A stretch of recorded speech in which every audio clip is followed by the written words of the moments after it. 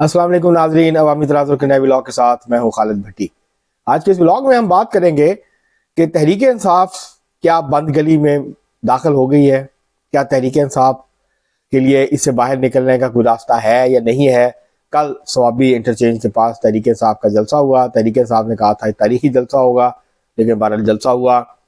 क्या इस जलसे के नतीजे में हुकूमत पर इतना दबाव पड़ेगा कि इमरान खान साहब की रिहाई का कोई इम्कान बन सके। और तहरीक इंसाफ की जो सारी जदोजहद है, सारी जो स्ट्रगल है, वो है एक नुक्ते पे, बुनियादी एक नुक्ते पे कि किस तरह से इमरान खान साहब को जेल से बाहर निकाला जाए। तो ये अब तहरीक इंसाफ ने कल जलसा कर लिया। अब अगले लाहे अमल का तहरीक इंसाफ ऐलान करेगी। एक तरफ तहरीक इंसाफ कह रही है हम इमरान खान साहब को छुड़वाएंगे, सड़कों पर आके छुड़वाएंगे। दूसरी तरफ तहरीक इंसाफ का मौकफ है कि हम इदारों से टकराव नहीं चाहते। तो अब ये सारी सूरत हाल जो है वो किस तरफ जा रही है, तहरीक इंसाफ के पास ऑप्शंस क्या हैं, इसके ऊपर आज के इस व्लॉग में हम बात करेंगे। आपसे गुजारिश है कि अगर आपने हमारा चैनल अवामी तनाज़ुर अभी तक सब्सक्राइब नहीं किया, उसको सब्सक्राइब कर लें। आपको व्लॉग पसंद आए उसको शेयर करें, लाइक करें और महज़ब अंदाज से अपनी राय का इजहार करें। बेल आइकॉन जरूर दबा दें, टल्ली जरूर खड़का दें। अब हम बढ़ते हैं अपने आज के मौजू की तरफ। कल तहरीक इंसाफ ने स्वाबी इंटरचेंज मोटरवे के पास एक जलसा किया। मुख्तलिफ इतलात हैं, इसे आप एक मुनासिब जलसा कह सकते हैं। ये कोई तारीखी जलसा नहीं था।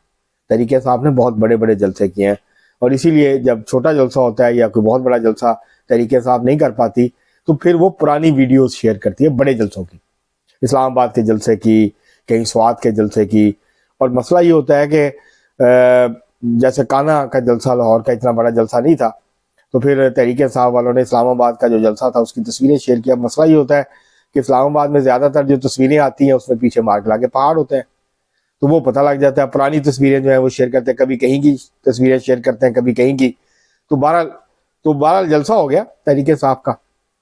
और इसको आप ये कह सकते हैं तहरीक इंसाफ की कामयाबी ये थी कि उसने जलसा कर लिया। पंजाब में जो असल मसला है, केपी में तो पहले भी तहरीक इंसाफ बड़ी मोबिलाइजेशन करती है।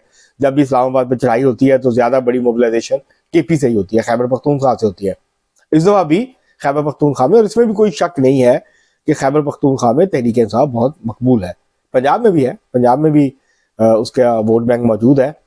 अब शायद उतना ना हो जितना कि 8 फरवरी को था पिछले साल 2024 को, तो आज शायद 8 फरवरी 2025 को उतना ना हो, लेकिन बहरहाल मौजूद है। तहरीक इंसाफ एक बड़ी इंतखाबी जमात के तौर पर भी मौजूद है। लेकिन पंजाब में, सिंध में, बलूचिस्तान में तहरीक इंसाफ कोई बड़ा एहतजाज करने की पोजीशन में नहीं है। हम पहले भी व्लॉग्स में ये कह चुके हैं। कल के एहतजाज ने फिर ये साबित किया कि कोई बड़ा काबिल जिक्र या मौसर एहतजाज पंजाब में नहीं हो सका। पंजाब की जो चीफ ऑर्गेनाइजर है आलिया हमजा साहिबा, उन्होंने ये फरमाया था कि आपने हर डिस्ट्रिक्ट में, हर कॉन्स्टिट्यूंसी में, सूबाई कौमी असम्बली की के हलकों में आपने टिकट होल्डर्स को, MNAs, MPs को कहा था कि आपने अपने अपने हलकों में एहतजाज करना है, लेकिन नहीं हुआ।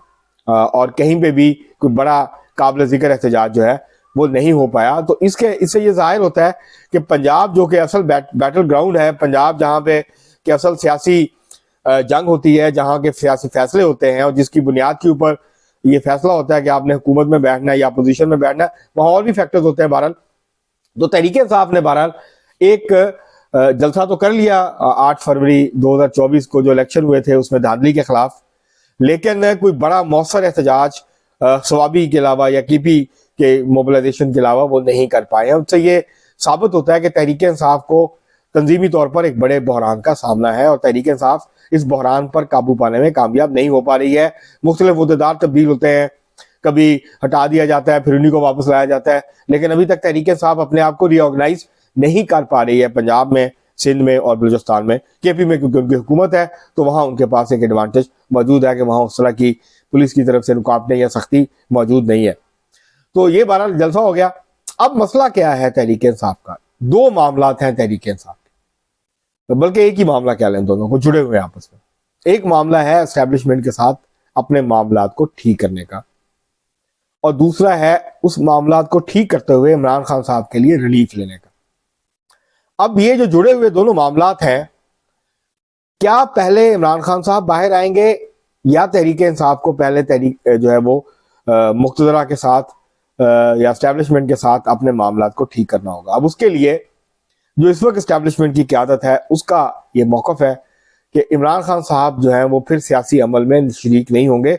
अगर वो खामोश होकर बैठ जाते हैं, अगर डील होगी जिस तरह पहले होती रही है, माजी में होती रही है, नवाज शरीफ साहब के साथ, आसिफ जरदारी साहब के साथ या बाकी लोगों के साथ, तो उसमें एक शर्त होती थी कि आप फिर खामोश रहेंगे, आप फिर हमारे रास्ते में मुजाहमत बन के सामने नहीं आएंगे, आप रोड़े नहीं हटकाएंगे, आप खामोशी से अपने घर जाके बैठ जाएंगे और साल 6 महीने बाद अपनी मौजूदगी का एहसास दिलाने के लिए कभी ट्वीट कर दी या कभी एक आध बयान दाग दिया, आप फिर जो है वो सरगर्म सियासत नहीं करेंगे।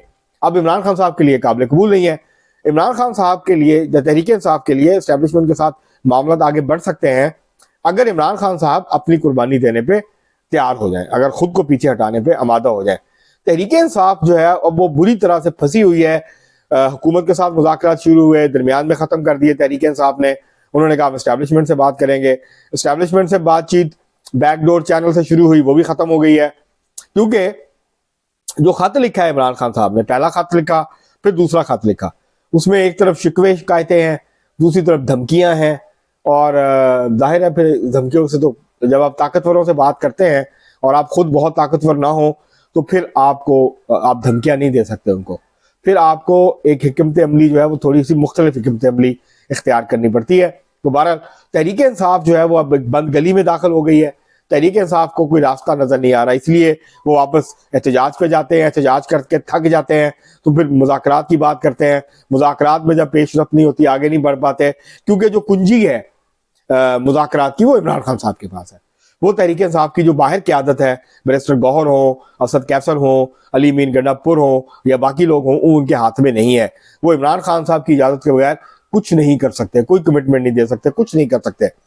तो वो वही करेंगे जो इमरान खान साहब चाहेंगे। इमरान खान साहब चाहते हैं कि मैं बाहर आऊं, लेकिन ये तासुर ना मिले कि मैं डील करके बाहर आया हूं, जो असल मसला है इमरान खान साहब का, क्योंकि बड़ा जो वोट बैंक है वो इस बुनियाद पर है, उनकी जो बड़ी हिमायत है वो उस बुनियाद पे है। ये मानना चाहिए हमें, ये हकीकत है पाकिस्तान में कि पंजाब हो, सिंध हो, बलूचिस्तान हो, केपी हो, एक बड़ी तादाद है लोगों की जो कि एस्टेब्लिशमेंट की मुखालफ सोच रखते हैं। वो अब एस्टेब्लिशमेंट मुखालफ बन चुके हैं। नून लीग ने जब स्टांस लिया था जनरल बाजवा के खिलाफ, उस वक्त की एस्टेब्लिशमेंट के खिलाफ, तो 2018 के इलेक्शन में उनकी बड़ी तादाद ने उनको वोट दिया। वो पीटीआई मुस्लिम लीग नून को सपोर्ट कर रहे थे। जब मुस्लिम लीग नून की मुफाहमत हो गई, तहरीक इंसाफ लड़ाई के मोड में आई, तो वो तहरीक इंसाफ के साथ जुड़ गए। वो मुस्तकिल नहीं है किसी एक सियासी जमात के साथ, जो उनको लगता है एस्टेब्लिशमेंट के खिलाफ खड़ा है वो उसके साथ खड़े हो जाते हैं पीछे जाके। तो अब वो तहरीक इंसाफ के साथ है। इमरान खान साहब को लगता है कि जैसे ही उनको ये तासुर गहरा होगा या ये बात जो है वो सामने आएगी कि इमरान खान साहब डील के नतीजे में बाहर आए हैं, तो वो पीछे हट जाएंगे तहरीक इंसाफ से, तहरीक इंसाफ की मकबूलियत गिरेगी और ये होगा। लेकिन अब इमरान खान साहब ये चाहते हैं डील भी हो, लेकिन तासुर ये हो कि डील नहीं हुई है। यहां आके मामला अटका हुआ।